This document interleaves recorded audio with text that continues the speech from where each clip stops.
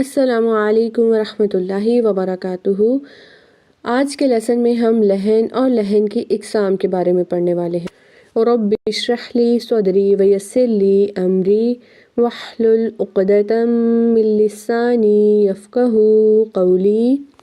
اعوذ باللہ من الشیطان الرجیم، بسم اللہ الرحمن الرحیم۔ لحن کے لغوی معنی غلطی کے ہیں اور لحن کے اصطلاحی معنی قرآنی حروف کو قواعد تجوید کے خلاف اور غلط پڑھنا۔ لحن کی دو اقسام ہیں۔ قرآن پاک پڑھتے ہوئے ہم جو غلطیاں کرتے ہیں اس کی دو اقسام ہیں، لحن جلی اور لحن خفی۔ لحن جلی بڑی غلطی کو کہتے ہیں جو نمایاں ہوتی ہے، نظر آنے والی ہوتی ہے۔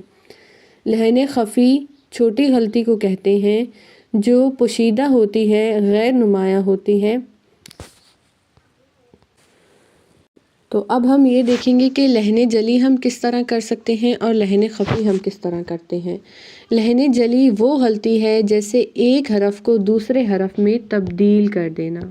جیسے اگر ہم نے الحمد پڑھنا ہے اور اس کو ہم الحمد پڑھ دیں، ہم اور ہم میں بہت فرق ہے، تو یہ ہوتا ہے حرف کو تبدیل کرنا، ٹھیک ہے۔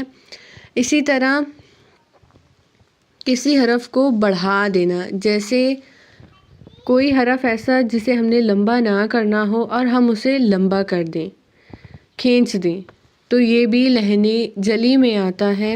کسی حرف کو کم کر دینا، یعنی کہ کسی حرف کو ہم نے کھینچنا ہو اور ہم کھینچے نہیں، ہم اسے جلدی سے پڑھ دیں، کم کر کے پڑھیں، اس کی اصل مقدار سے ہٹا کے پڑھیں، تو یہ بھی لحن جلی میں آتا ہے، ٹھیک ہے۔ حرف کو حرف سے بدلنا، کسی حرف کو بڑھا دینا، کسی حرف کو کم کر دینا۔ اس کے بعد حرکات و سکنات میں غلطی کرنا، جیسے زیر کی جگہ زبر کو پڑھ دینا، زبر کی جگہ پیش کو پڑھ دینا، تو یہ بھی غلط ہے۔ یہ وہ غلطی ہے جس سے الفاظ کا مطلب بدل جاتا ہے اور اتنا بدل جاتا ہے کہ بعض اوقات گناہ کبیرہ کا سبب بنتا ہے۔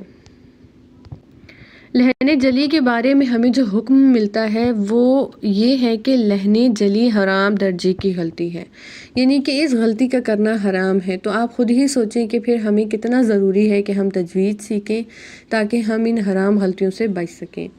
اسی طرح لحن خفی، یہ وہ غلطی ہے جو چھوٹی غلطی ہوتی ہے لیکن اس کے کرنے پر گناہ نہیں ہوتا، لیکن اس کے بارے میں جو ہمیں حکم ملتا ہے تو وہ ہے کہ لحن خفی مکروہ ہے، تو ہم بھی اس سے بھی بچنا ضروری ہے۔ ہم یہ بھی نہیں کر سکتے، چھوٹی غلطی بھی نہیں کر سکتے کیونکہ یہ مکروہ ہے، ٹھیک ہے۔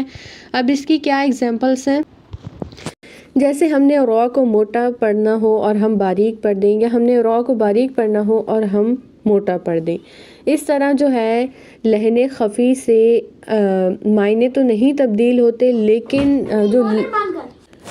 جو حرف ہوتا ہے اس کی زینت بگڑ جاتی ہے، پورے کلمے کا جو خوبصورتی ہوتی ہے وہ ختم ہو جاتی ہے اگر ہم لحن خفی کریں تو لہٰذا اس سے بھی بچنا بہت ضروری ہے، یہ مکروہ بھی ہے۔ ٹھیک ہو گیا، میں امید کرتی ہوں آج کے لیسن کی آپ کو اچھے سے سمجھ آئی ہوگی۔ تو تجوید میں انسان ایسے اصول پڑھتا ہے جس سے اپنی غلطی کا پتہ چل سکتا ہے، اور جب ہمیں غلطی کا پتہ چل جائے گا تو ہم غلطی جو ہے وہ اپنی سدھار سکتے ہیں، چاہے پھر وہ غلطی بڑی ہو یا چھوٹی ہو، یعنی کہ چاہے لحن جلی ہو اور چاہے لحن خفی ہو، جب ہمیں پتہ چل جائے گا کہ یہ ہماری غلطی ہے تو ہم اچھے طریقے سے اسے بچ سکتے ہیں۔ مثال کے طور پہ میں آپ کو بتاتی ہوں کہ جیسے ملتی جلتی آوازوں والے حرف ہیں، اگر ان کو ان کے درست مخرج کے ساتھ نہ پڑھا جائے اور مکمل صفات کے ساتھ نہ پڑھا جائے تو ان کے معنی کس طرح تبدیل ہوتے ہیں۔